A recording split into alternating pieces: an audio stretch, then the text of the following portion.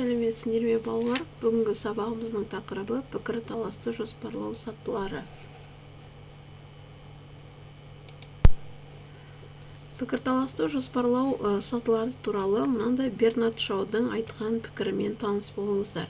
Егер қолында бір алмасы бар екі адам сол алмаларын алмасса, онда бәрібір екеуінде де бір-бірден алма қалар еді. Ал бір-бірден жаңа ой бар екі адам бір-бірімен пікір алмасса, онда олардың әрқайсысында екі-екіден ой қалыптасады. Сіздер қалай ойлайсыздар? Осы Бернард Шоудың айтқан пікірімен келісесіздер ме? Егер келіссеңіздер, келесі тақырыпқа өтейік. Яғни пікірталас мәдениетіндегі ең бастысы аудиторияға ой тастау. Ал көпшілік ойын әрқашан бір арнаға құя бермейді. Ойды ой қозғайды, жаңа пікір тудырады, немесе жаңа пікірдің пайда болуына жағдай жасайды, не қарсы көзқарас пайда болады. Ал сендер қалай ойлайсыңдар? Әрине, пікірталас барысында сөйлесуші екі адамның арасында мынандай қажеттіліктер пайда болады. Яғни бірінші, тақырып бойынша көзқарасын ойын дәлелдейді. Қарым-қатынас көбіне иә, жоқ, олай емес деген бағытта жүзеге асады. Дұрыс идеяларды ұсынуға, басқаның пікірін тыңдауға үйретеді. Ортақ бірлестіктен гөрі көп жағдайда бәсекелестікке бағытталады. Қателіктен бас тартуға көмектеседі. Әрине, біздің тақырыбымызға байланысты ең алдымен пікірталасты жоспарлап алу қажет. Жоспарлап алу үшін біз бірнеше сатыдан өтуіміз керек. Яғни ол сатылар ең бірінші тақырып таңдап алу керек, екінші мақсатын тұжырымдау керек, үшінші материал таңдау керек, төртінші дағды қалыптастыру керек, бесінші іріктелген әдебиеттерді оқып білу керек, алтыншы оқығанды ұғыну керек, түсіну керек. Яғни пікірталасты жоспарлау барысында пікірталасқа түскен уақытта мынандай тіркестерді қолдануға әбден болады. Мысалы, менің ойымша, менікі дұрыс, иә, жоқ, дұрыс, келіспеймін, олай емес, сенікі қате. Яғни осы сөздерді бір-бірін тыңдау арқылы қолданған уақытта пікірталас өте мағыналы, мәдениетті шығады. Егер пікірталасты жоспарлау сатыларына үңілетін болса, негізі пікірталастың тарихына көз шолатын болсақ, онда пікір алмасу дегеніміз өзі негізі латын сөзінен дискуссия, беретін мағынасы зерттеу, талдау, талқылау дегенді білдіреді. Яғни пікір алмасу көпшілік арасында өтеді. Мақсаты әртүрлі қозғалыстарды салыстыра зерттей отырып, шындық пікірді көрсету, талас мәселенің шешімін іздеп табу. Пікір алмасу дұрысқа көз жеткізудің ең дұрыс тәсілі, өйткені қатысқандар көздері жеткендіктен де өздері бір пікірге келеді. Яғни пікірталастың бірнеше түрлері бар.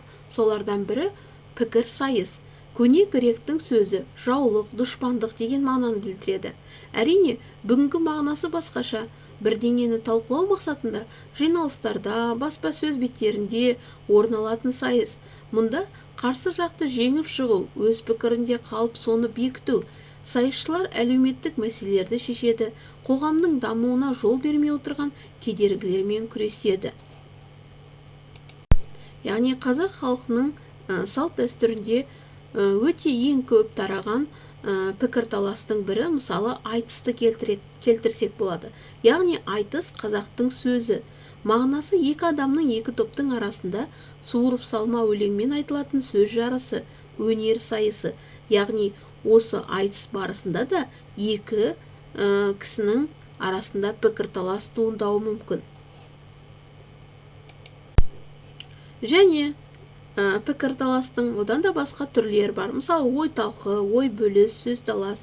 Мысалы, ой талқы дегеніміз не? Сөзі латын тілінен алынған, мағынасы ой жүгірту, жарыс сөз, айтыс. Ой талқы ғылыми және қоғамдық мәні бар тақырыптардың төңірегінде көпшілік арасында өтетін сөз жарысы. Ал ой бөліс дегеніміз француз сөзі, мағынасы дебат, айтыс, жарыс сөз. ой бөліс көпшілік алдында екі адамның не екі топтың бір мәселе жайлы ой пікірлерін ортаға салуы. Және тағы бір түрі сөз талас. Орыс сөзі прения мағынасы қандай да бір мәселені көпшілік алдында талқылау. Сөз талас баяндамаларды талқылағанда, хабарламалар жасағанда, жиналыстар мен конференцияларда орын алады. Ал болар бүгінгі сабақ түсінікті болса, онда үй тапсырмасына көшейік. Яғни үй тапсырмасына сендер 123 жаттығуды орындай отырып, ондағы мәтінде шешенге қажетті қандай талаптар айтылған, сол талаптарды тізбектеп айтып шығыңдар, және оларды дәптерге жазыңдар. Тақырыпқа көңіл бөле отырып, әрбір пікірталасты жоспарлау сатыларына ден қойыңдар, және әр қайсына түсінік беріңдер. Бүгінгі сабаққа назарларыңызға үлкен рахмет. Осы сабақты орындап болған соң, оқушы мен мұғалім әдісі бойынша бір-бірімізге кері байланыс берейік.